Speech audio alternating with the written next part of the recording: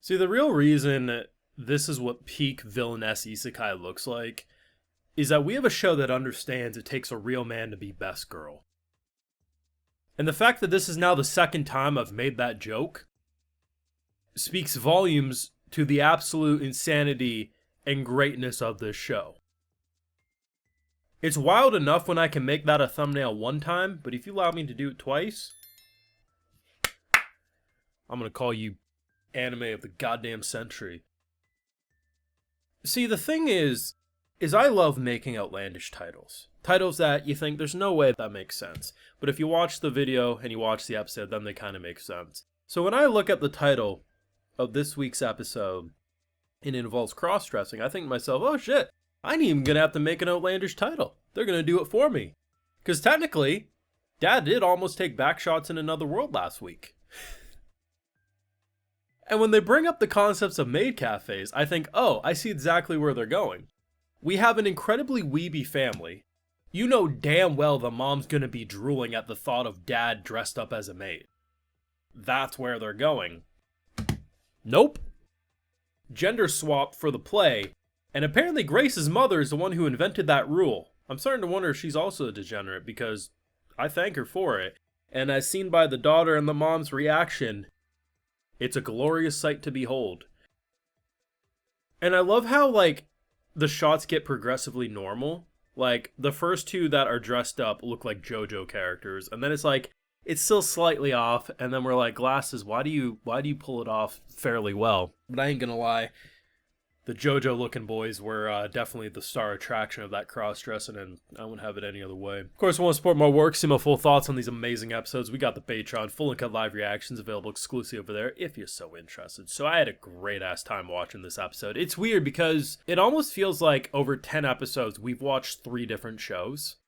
At least 3 different shows, maybe a bit more. And I don't say that as a criticism, like it's disjointed, it's, sloppy. It's just like, the show has took so many detours along the way to get to this point that I don't even know how to explain the show at this point. I think it's brilliant still, and I think it's probably the most brilliant plot twist of a Villainess show that, rather than the dad seemingly being trapped in a video game, he's actually in another world, another universe that is influenced from the video game, and the game in question that the mom and daughter are looking at is just almost like a bridge of TV to interact and help navigate him most likely back home.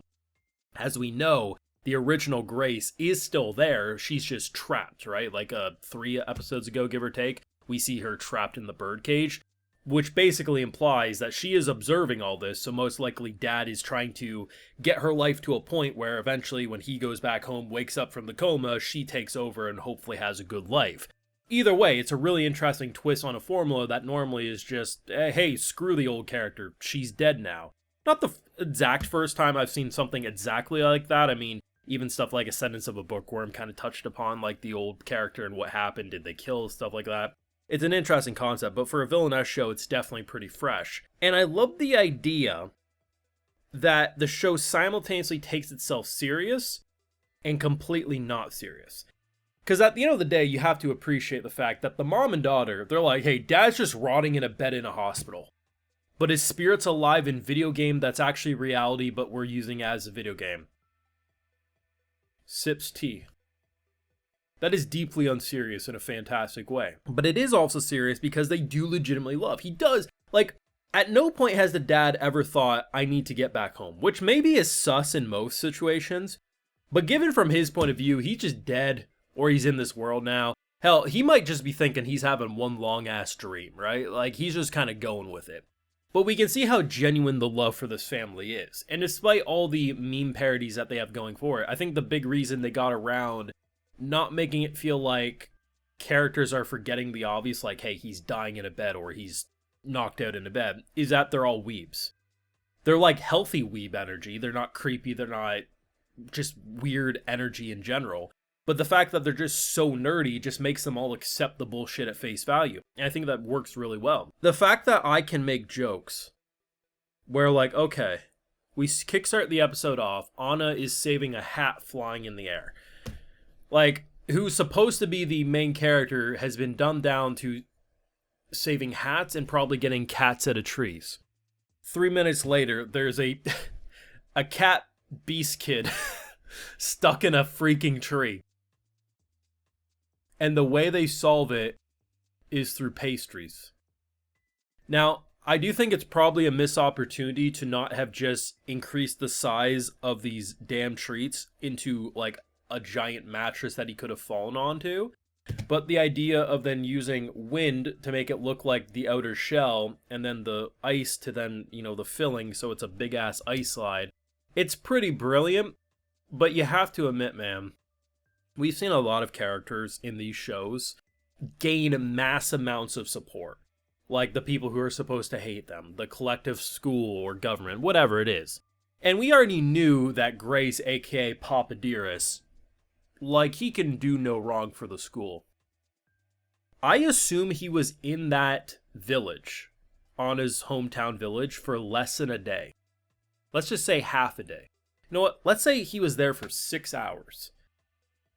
And within a few seconds, a few minutes of interacting with people, no longer hiding behind the trees, he has max support with that whole town. That is overpowered.